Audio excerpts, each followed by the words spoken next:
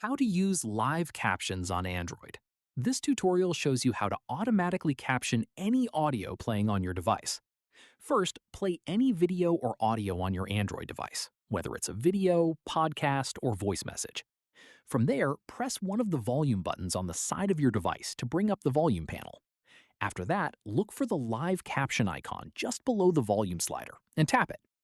At this point, captions will instantly appear at the bottom of your screen, transcribing whatever audio is currently playing. Following this, tap and drag the caption box if you want to reposition it anywhere on your screen. From here, tap the expand arrow on the caption box for more options, like adjusting text size or hiding profanity. Keep in mind, live captions work entirely on your device, so they'll caption audio even without an internet connection. But they don't support every language yet, so results may vary depending on what you're watching. That's how you use live captions on Android. If this helped, drop a like, subscribe for more Android tutorials, and hit the bell so you don't miss the next one. Catch you then.